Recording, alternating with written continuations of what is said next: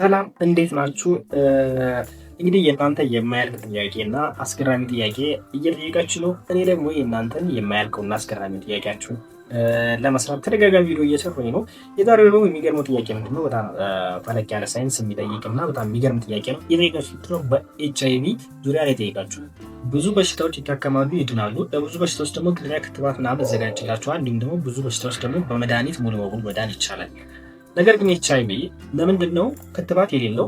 ሁለተኛ ደግሞ ለምንድን ነው ሙሉ በሙሉ መዳን የማይቻለው ብላችሁ ሁለት ተለቅ ያለ ሳይንስ ምላሽ የሚጠይቅ ጥያቄ ነው የጠየቃችሁት። ይህንን አስገራሚ ጥያቄያችሁን ግልጽ አድርጌ አጠር አድርጌ ለሁሉም ሰው እንዲገባ አድርጌ መልስላችኋለሁ ማለት ነው። ነገር ግን ሰብስክራይብ አላደርጋችሁ፣ እስኪ ሰብስክራይብ አድርግ እያየሁ ነው። ቪዲዮ ላይክ አድርጋችሁ ጀምሩ። ወደ ጥያቄያችሁ ሄዳለሁ ማለት ነው። ከመጀመሪያው ጥያቄያችሁ ምንድነው? ከኤችአይቪ ለምን ሙሉ በሙሉ መዳን የማይቻለው ነው?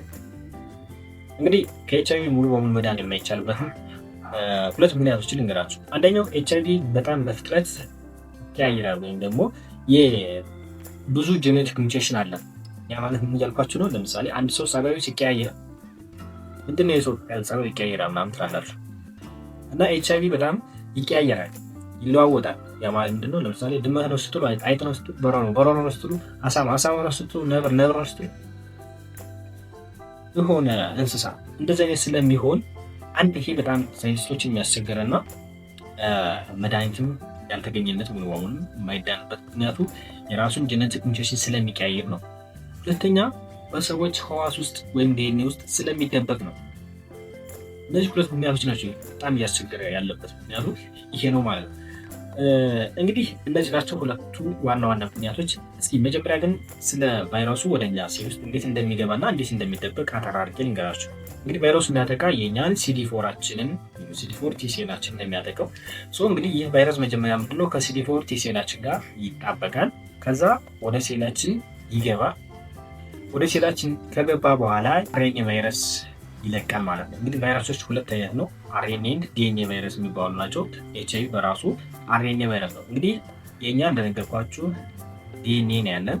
ያ ዲኤንኤ ጋር የግድ እሱ ለመመሳሰል የራሱን አርኤንኤነቱን ወደ ዲኤንኤነት መቀየር አለበት ማለት ነው። ስለዚህ ወደ ሴላችን ሲገባ ምንድነው የራሱን ሲንግል ስትሬንድ ያለውን ኢንዛይም ይለቅና ወደ ራሳችን ቫይረስ ወደ ራሳችን ህዋስ ይገባል ማለት ይሄ ሪቨርስ ትራንስፌዝ ኢንዛይምን ይሰራል ማለት ነው። እንግዲህ ይሄ የራሱ ኢንዛይም ነው። ይሄን ኢንዛይም እንደ አብነት በመጠቀም ነው እንግዲህ ቫይረሱ ወደ ዲኤንኤነት የሚቀይር ማለት ነው።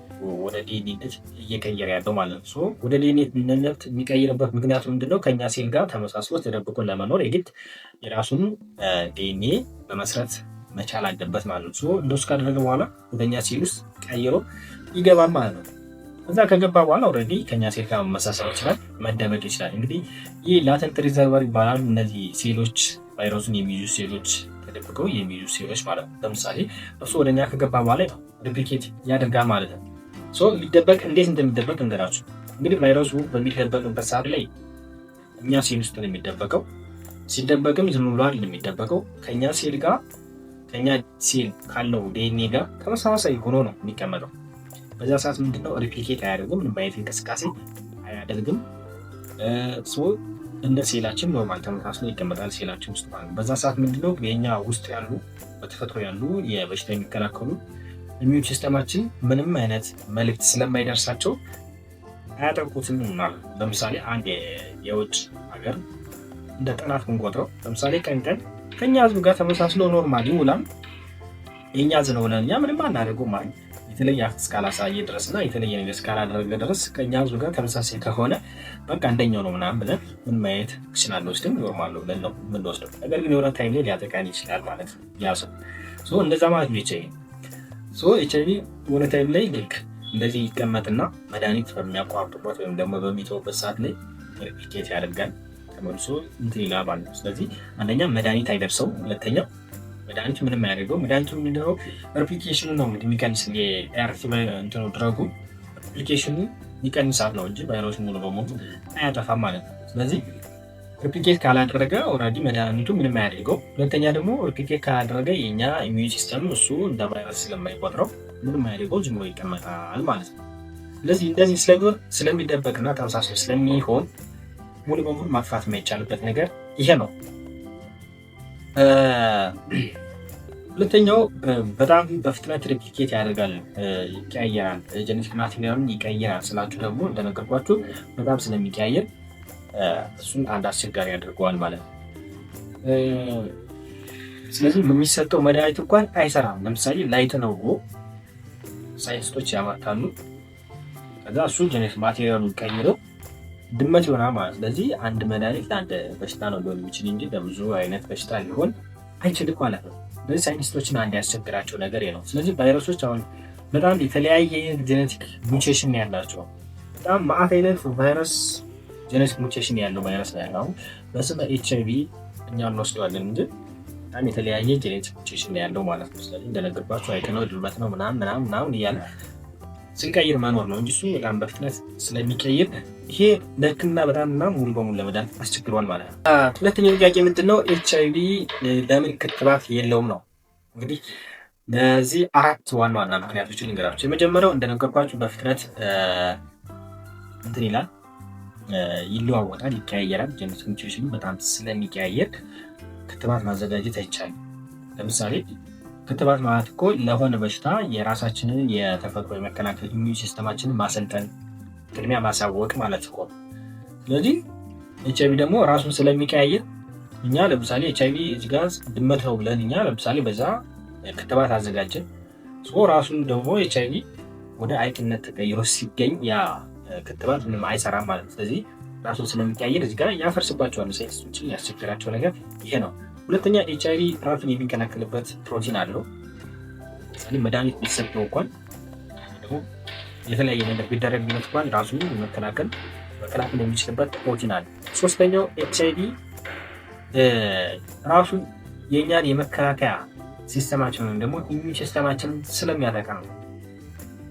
ክትባት ራሱ የሌለበት አንደኛ የራሳችን ኢሚዩን ሲስተም ያጠቃል።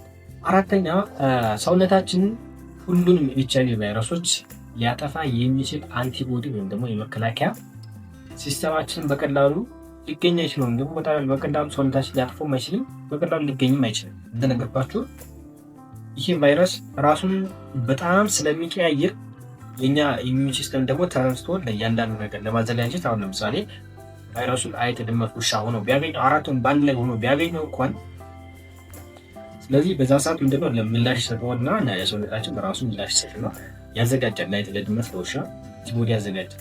ከዛ አዘጋጅቶ ሲመለስ ተመልሶ ደግሞ ቫይረሱ ራሱን ቀይሮ አንበሳ፣ ነብር አይነት ነገር በቃ ራሱን በጣም ስለሚቀያየር እኔ አሁን በዚህ በእንስሳት የምመልስላችሁ ምንድነው እናንተ እንድትረዱኝ ነው እንጂ የተለያየ የሳይንሳዊ እንትን ብነግራችሁ ጀስት ግልጽ ላይሆንላችሁ ይችላል በሚል ነው በእንስሳት እየመሰሉ ብነግራችሁ። የጤና ባለሙያዎች ኦልሬዲ እና በጤና ዙሪያ ያላችሁን ስና ገብታችሁ ሳይንስ ታውቁት ኦልሬዲ ትረዱ ትችላላችሁ። ነገር ግን እንደነገርኳችሁ ክትባት የሚዘጋጀው ለሆነ ነገር ነው ማለት ለሆነ በሽታ ለምሳሌ ሄፓታይተስ አለ።